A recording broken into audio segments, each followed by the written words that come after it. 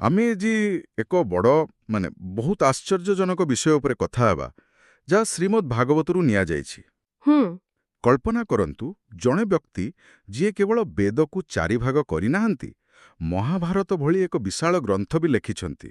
ମହର୍ଷି ବ୍ୟାସଦେବ। ହଁ, ମହର୍ଷି ବ୍ୟାସଦେବ। ସେ ସେହି ସମୟର ସବୁଠାରୁ ବଡ଼ ଜ୍ଞାନୀ, କିନ୍ତୁ ଏତେ ସବୁ କରିସାରିବା ପରେ ବି ତାଙ୍କ ମନରେ ଶାନ୍ତି ନଥିଲା। ସେ ଅସନ୍ତୁଷ୍ଟ ଥିଲେ। ଆଉ ଏଇଠୁ ହିଁ ଆମର ଆଜିର ଆଲୋଚନା ଆରମ୍ଭ। ଏଇଟା କିଛି ସାଧାରଣ ପ୍ରଶ୍ନ ନୁହେଁ।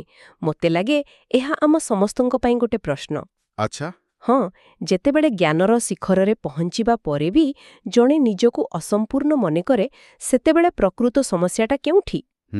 ଆଜି ଆମେ ଏହି କାହାଣୀ ଭିତରକୁ ଯାଇ ବୁଝିବାକୁ ଚେଷ୍ଟା କରିବା ଯେ ବ୍ୟାସଦେବଙ୍କ ଅଶାନ୍ତିର କାରଣ କ'ଣ ଥିଲା ଆଉ ଦେବର୍ଷି ନାରଦ ତାଙ୍କୁ କେମିତି ଏକ ନୂଆ ରାସ୍ତା ଦେଖାଇଲେ। ହଁ, କାରଣ ଏଇଟା ଖାଲି ଗୋଟେ ପୁରୁଣା କାହାଣୀ ନୁହେଁ। ବିଲକୁଲ ନୁହେଁ। ଆଜିର ଏହି ଇନଫର୍ମେସନ ଓଭରଲୋଡ ବା ତଥ୍ୟ ବିସ୍ଫୋରଣ ଯୁଗରେ ଏହାର ବହୁତ ଗଭୀର ଅର୍ଥ ଅଛି। ଠିକ୍। ଚାଲନ୍ତୁ ସେହି ଦୃଶ୍ୟକୁ ଟିକେ ମନରେ ଆଙ୍କିବା। ସୁତମୁନି କହୁଛନ୍ତି ବ୍ୟାସଦେବ ସରସ୍ୱତୀ ନଦୀ କୂଳରେ ଏକା ବସିଛନ୍ତି। ହୁଁ। ମୁହଁରେ ଗଭୀର ଚିନ୍ତାର ଛାପ। ସେ ନିଜେ ଭାବୁଛନ୍ତି, ମୁଁ ସବୁ ଶାସ୍ତ୍ର ଲେଖିଲି, ମଣିଷ ସମାଜ ପାଇଁ ଧର୍ମ, ଅର୍ଥ, କାମ, ମୋକ୍ଷର ରାସ୍ତା ଦେଖାଇଲି, ତଥାପି ମୁଁ ଭିତରେ ଏଇ ଖାଲିପଣ କାହିଁକି? ମୋ ଆତ୍ମାକୁ ଶାନ୍ତି କାହିଁକି ମିଳୁନି? ହଁ, ଏକଦମ। ଆଉ ଠିକ୍ ସେହି ସମୟରେ ହାତରେ ବୀଣା ଧରି ଗୁଣୁଗୁଣୁ ହୋଇ ନାରଦ ସେଠାରେ ପହଞ୍ଚିଗଲେ। ଆଚ୍ଛା। ସେ ଜଣେ କ'ଣ କହିବେ, ବଡ଼ ମନସ୍ତତ୍ତ୍ୱବିଦ୍ ଭଳି ବ୍ୟାସଦେବଙ୍କ ମୁହଁ ଦେଖି ହିଁ ତାଙ୍କ ମନର ଅବସ୍ଥା ବୁଝିଗଲେ। ଓହୋ। ସେ ସିଧା ପଚାରିଲେ, ହେ ମହାଭାଗ, ଆପଣ ତ ସବୁ କିଛି ଜାଣିଛନ୍ତି, ମହାଭାରତ ଭଳି ଗ୍ରନ୍ଥ ଲେଖିଛନ୍ତି, ଯେଉଁଥିରେ ସବୁ କିଛି ଅଛି, ତଥାପି ଆପଣଙ୍କ ମନ ଏତେ ଦୁଃଖୀ କାହିଁକି? ଏହା ତ କେବଳ ପ୍ରଶ୍ନ ନଥିଲା, ଏକଦମ ସିଧା ଆକ୍ରମଣ ଭଳି ଲାଗୁଛି। ହଁ, ଏକ ସିଧାସଳଖ ନିରାକରଣ ଥିଲା। ଆରେ ବାଃ, ଏଇଟା ତ ବିଶ୍ୱାସ କରି ହଉନି। ଯିଏ ସାରା ଦୁନିଆକୁ ଜ୍ଞାନ ବାଣ୍ଟୁଛନ୍ତି, ସେ ନିଜେ ଅଶାନ୍ତ। ଆଉ ସବୁଠୁ ବଡ଼ କଥା, ସେ ଏହାକୁ ଲୁଚାଉନାହାନ୍ତି।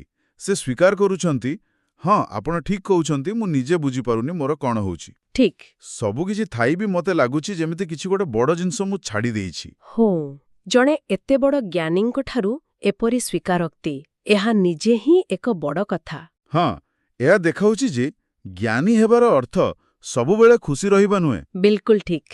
ଆଉ ଏଠାରେ ନାରଦ ଯେଉଁ ଉତ୍ତର ଦେଉଛନ୍ତି, ତାହା ହିଁ ଏହି କାହାଣୀର ମୂଳ କଥା। କ'ଣ କହିଲେ ସେ? ସେ କହୁଛନ୍ତି, ହେ ବ୍ୟାସ, ଆପଣ ଧର୍ମ, ଅର୍ଥ, କାମ ବିଷୟରେ ବହୁତ କିଛି ଲେଖିଛନ୍ତି, ଲୋକଙ୍କୁ ନୀତି ନିୟମ ଶିଖାଇଛନ୍ତି, କିନ୍ତୁ କିନ୍ତୁ ଆପଣ ଭଗବାନ ଶ୍ରୀକୃଷ୍ଣଙ୍କର ନିର୍ମଳ ଯଶ, ତାଙ୍କର ଲୀଳା, ତାଙ୍କର ଗୁଣକୁ ସେତେ ଗୁରୁତ୍ୱ ଦେଇନାହାନ୍ତି। ଓହୋ। ତାଙ୍କ ମତରେ ଯେଉଁ ଜ୍ଞାନରେ ଭଗବାନଙ୍କ ପ୍ରତି ପ୍ରେମ ନଥାଏ, ତାହା ଆତ୍ମାକୁ ସନ୍ତୁଷ୍ଟ କରିପାରେ ନାହିଁ। ତାପରେ ସେ ଏକ ବହୁତ ଶକ୍ତିଶାଳୀ ଉପମା ଦେଉଛନ୍ତି, ଯାହା ମୋତେ ବହୁତ ଆକର୍ଷିତ କଲା। ସେ କହିଲେ, ଯେଉଁ ସାହିତ୍ୟରେ ଭଗବାନଙ୍କ କଥା ନଥାଏ, ତାକୁ କୁହାଯାଏ କାକତୀର୍ଥ। ହଁ, କାକତୀର୍ଥ। କାକାତୀର୍ଥ? ଏହା ଟିକେ କଠୋର ଶୁଭୁଛି। ହଁ, କାଉମାନଙ୍କର ତୀର୍ଥସ୍ଥାନ। ତେବେ ଏହାର ମାନେ କ'ଣ? ଯେଉଁ ଜ୍ଞାନ କେବଳ ଶୁଖିଲା ତଥ୍ୟ ଦିଏ, ସେଠାରେ କେବଳ ସାଧାରଣ ଲୋକ ହିଁ ଯାଆନ୍ତି, ପ୍ରକୃତ ଜ୍ଞାନୀ ନୁହନ୍ତି। ଏକ୍ଜାକ୍ଟଲି। ଏହି ଉପମାଟି ବହୁତ ଗଭୀର। ଯେମିତି ପରମହଂସ ବା ରାଜହଂସମାନେ ସବୁବେଳେ ସ୍ୱଚ୍ଛ ମାନସରୋବରରେ ରହିବାକୁ ପସନ୍ଦ କରନ୍ତି। ସେମାନେ କେବେ ବି ଅଳିଆ ଆବର୍ଜନା ପାଖକୁ ଯାଆନ୍ତି ନାହିଁ। ଠିକ୍, କିନ୍ତୁ କାଉମାନେ, ସେମାନେ ଅଳିଆ ଗଦାରେ ଖୁସିରେ ରହନ୍ତି। ଆଚ୍ଛା। ସେହିପରି ଯେଉଁ ଜ୍ଞାନ କେବଳ ବୌଦ୍ଧିକ, ଯେଉଁଠି ହୃଦୟର ସ୍ପର୍ଶ ନାହିଁ, ଭଗବତ୍ ପ୍ରେମ ନାହିଁ, ସେହି ଜ୍ଞାନକୁ କାକତୀର୍ଥ କୁହାଯାଏ। ଆଉ ପ୍ରକୃତ ଜ୍ଞାନୀ, ପ୍ରକୃତ ସାଧକମାନେ ସେହି ସ୍ଥାନକୁ ଯାଆନ୍ତି ନାହିଁ। ବିଲକୁଲ।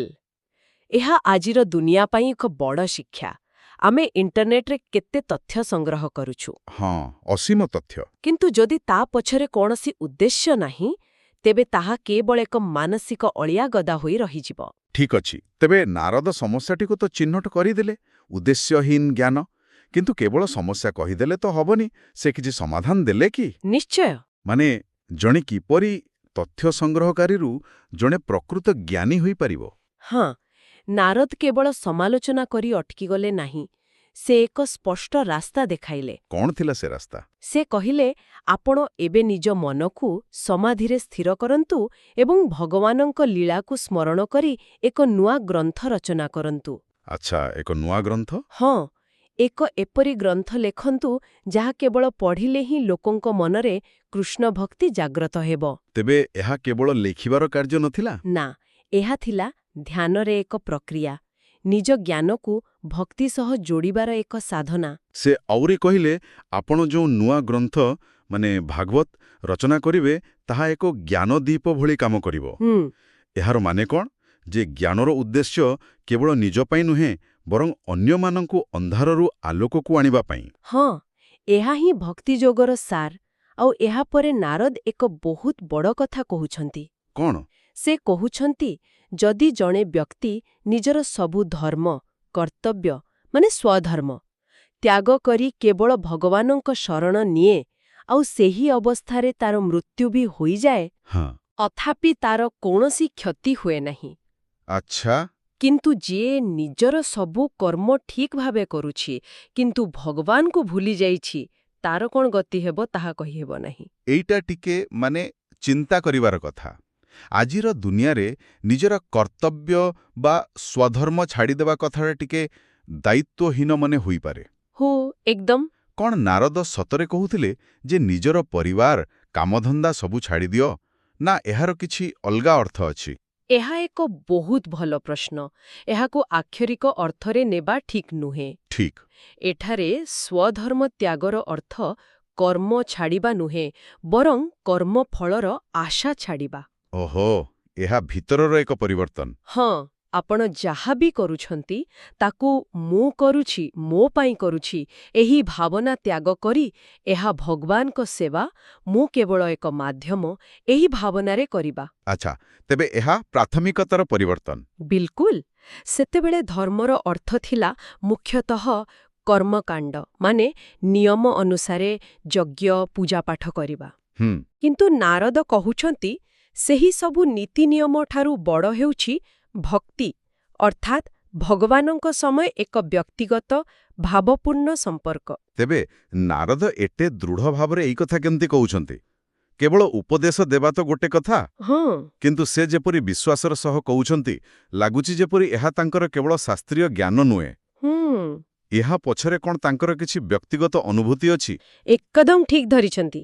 ସେ କେବଳ ସିଦ୍ଧାନ୍ତ କହୁନଥିଲେ, ସେ ନିଜ ଅନୁଭୂତିରୁ କହୁଥିଲେ। ଆଚ୍ଛା। ଆଉ ତାଙ୍କ ନିଜ କାହାଣୀ ହୁଏତ ଏହି ସମ୍ପୂର୍ଣ୍ଣ ଆଲୋଚନାର ସବୁଠୁ ଶକ୍ତିଶାଳୀ ଅଂଶ। ନିଜ କଥାକୁ ପ୍ରମାଣିତ କରିବା ପାଇଁ ନାରଦ ବ୍ୟାସଦେବଙ୍କୁ ନିଜ ପୂର୍ବଜନ୍ମର କାହାଣୀ ଶୁଣାଉଛନ୍ତି। ଓହୋ, ତାଙ୍କ ନିଜ କାହାଣୀ? ହଁ, ସେ କହୁଛନ୍ତି ଯେ ସେ ପୂର୍ବଜନ୍ମରେ ଜଣେ ଦାସୀର ପୁଅ ଥିଲେ। ଦାସୀର ପୁଅ? ହଁ। ଦେବର୍ଷି ନାରଦ, ଯିଏ 3 ଲୋକରେ ବୁଲି ପାରନ୍ତି, ସେ ଜଣେ ସାଧାରଣ ଦାସୀର ପୁଅ ଥିଲେ? ହଁ। ଏଇଟା ତ ଏକ ଅବିଶ୍ୱାସନୀୟ କଥା। ଏହା ତାଙ୍କ ଯାତ୍ରାକୁ ଆହୁରି ଅଧିକ ମହତ୍ତ୍ୱପୂର୍ଣ୍ଣ କରିଦେଉଛି। ହଁ, ତାଙ୍କ ମା ବେଦଜ୍ୟ ବ୍ରାହ୍ମଣମାନଙ୍କ ଘରେ ସେବା କରୁଥିଲେ। ଥରେ ବର୍ଷା ଋତୁରେ କିଛି ଯୋଗୀ ଓ ମୁନି ଚାତୁର୍ମାସ୍ୟ ବ୍ରତ ପାଇଁ ସେହି ବ୍ରାହ୍ମଣଙ୍କ ଘରେ 4 ମାସ ରହିଲେ। ସେତେବେଳେ ସେ ଥିଲେ ଜଣେ ଛୋଟ ବାଳକ। ତାଙ୍କ ମା ତାଙ୍କୁ ସେହି ସାଧୁମାନଙ୍କ ସେବାରେ ଲଗାଇଦେଲେ। ଆଚ୍ଛା। ଆଉ ସେ ବାଳକଟି ବହୁତ ନିଷ୍ଠାର ସହ କମ୍ କଥା କହି ଜିତେନ୍ଦ୍ରିୟ ହୋଇ ସେମାନଙ୍କର ସେବା କଲେ। ଆଉ ଏହି ସେବାର ଫଳ ତାଙ୍କୁ କିପରି ମିଳିଲା? ଏଠି କାହାଣୀର ମୋଡ଼ ବଦଳୁଛି। ନାରଦ କହୁଛନ୍ତି ଯେ ସେହି ସାଧୁମାନେ ତାଙ୍କ ସେବାରେ ବହୁତ ପ୍ରସନ୍ନ ଥିଲେ। ସେ ପ୍ରତିଦିନ ସେମାନଙ୍କର ଅନୁମତି ନେଇ ସେମାନଙ୍କ ଭୋଜନ ପରର ଉଚ୍ଛିଷ୍ଟ ଅର୍ଥାତ୍ ପ୍ରସାଦ ଖାଉଥିଲେ। ଓହୋ, ପ୍ରସାଦ? ହଁ। ସେ କହୁଛନ୍ତି, ଥରେ ମାତ୍ର ସେହି ପ୍ରସାଦ ଖାଇବା ଦ୍ୱାରା ତାଙ୍କର ସବୁ ପାପ କଟିଗଲା, ଆଉ ମନ ପୂରା ସଫା ହୋଇଗଲା, ତାଙ୍କ ହୃଦୟ ଶୁଦ୍ଧ ହୋଇଗଲା।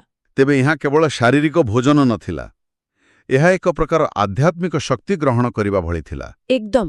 ଏହା ପରିବେଶର ଶକ୍ତି ବିଷୟରେ କହୁଛି, ନୁହେଁ କି? ଆମେ କାହା ସହିତ ମିଶୁଛୁ, କ'ଣ ଶୁଣୁଛୁ, ଏପରିକି କ'ଣ ଖାଉଛୁ, ଏସବୁ ଆମକୁ ଗଢ଼ିଥାଏ। ବିଲକୁଲ। ଆଧ୍ୟାତ୍ମିକ ଉନ୍ନତି କେବଳ ଏକାକୀ ସଂଗ୍ରାମ ନୁହେଁ, ଏହା ଆମ ସମାଜ ଓ ସଙ୍ଗତି ଦ୍ୱାରା ବହୁତ ପ୍ରଭାବିତ ହୋଇଥାଏ। ହଁ, କାରଣ ଏହା କେବଳ ପ୍ରସାଦରେ ସୀମିତ ନଥିଲା। ପ୍ରତିଦିନ ସେ ସେହି ମୁନିମାନଙ୍କ ମୁହଁରୁ ଭଗବାନ ହରିଙ୍କର ମନଲୋଭା କଥା ଓ ଗୁଣଗାନ ଶୁଣୁଥିଲେ। ଆଚ୍ଛା। ଧୀରେ ଧୀରେ ସେହି ହରିକଥା ତାଙ୍କ ମନକୁ ଏପରି ଆକର୍ଷିତ କଲା ଯେ ତାଙ୍କ ହୃଦୟରେ ଦୃଢ଼ ଭକ୍ତି ଜାତ ହେଲା। କେବଳ ଶୁଣିବା ଦ୍ୱାରା ହିଁ? ହଁ, କେବଳ ଶୁଣିବା ଦ୍ୱାରା ହିଁ ତାଙ୍କର ପରିବର୍ତ୍ତନ ଆରମ୍ଭ ହୋଇଗଲା। ଆଉ ଯେତେବେଳେ ସେହି ମୁନିମାନେ ଯିବାକୁ ବାହାରିଲେ ସେତେବେଳେ କ'ଣ ହେଲା? ସେମାନେ ସେଇ ଛୋଟ ପିଲାଟିକୁ କିଛି ଦେଇକି ଗଲେ? ହଁ, ସେଇଟା ହିଁ ଥିଲା ସବୁଠୁ ବଡ଼ ଉପହାର।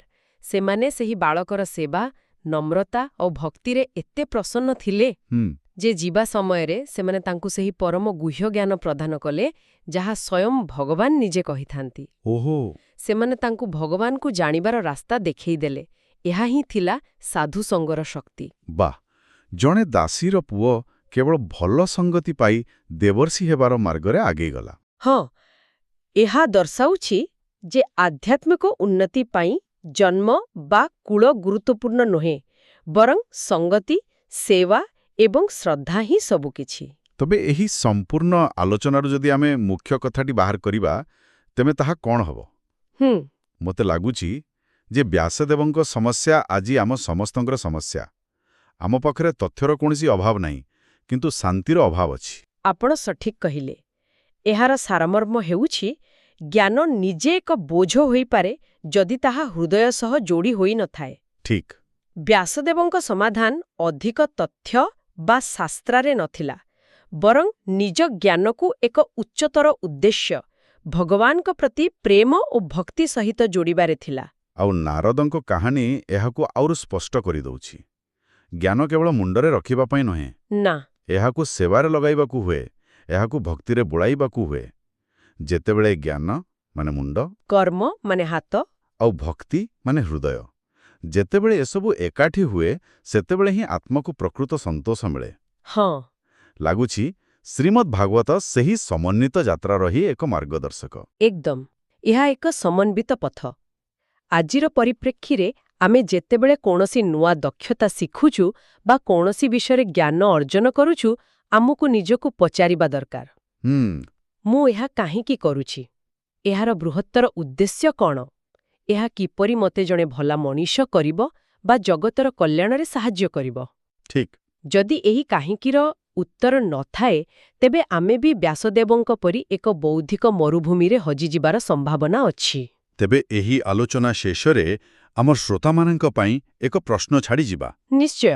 ଆଜିର ଏହି ଡିଜିଟାଲ ଯୁଗରେ, ଯେଉଁଠି ଆମେ ପ୍ରତି ମୁହୂର୍ତ୍ତରେ ଫୋନ୍, କମ୍ପ୍ୟୁଟର ଓ ସୋସିଆଲ ମିଡିଆରୁ ଅସୀମ ତଥ୍ୟ ପାଉଛୁ, ଆମେ କିପରି ନିଶ୍ଚିତ କରିବା ଯେ ଆମର ଜ୍ଞାନ ଆମକୁ ବ୍ୟାସଦେବଙ୍କ ପରି ଅଶାନ୍ତ କରିବା ପରିବର୍ତ୍ତେ ଆମକୁ ନାରଦଙ୍କ ପରି ଆନ୍ତରିକ ଶାନ୍ତି ଏବଂ ଏକ ସ୍ପଷ୍ଟ ଉଦ୍ଦେଶ୍ୟ ଦେଉଛି? ଆମେ ଆମ କାକତୀର୍ଥକୁ ମାନସରୋବରରେ କିପରି ପରିଣତ କରିବା?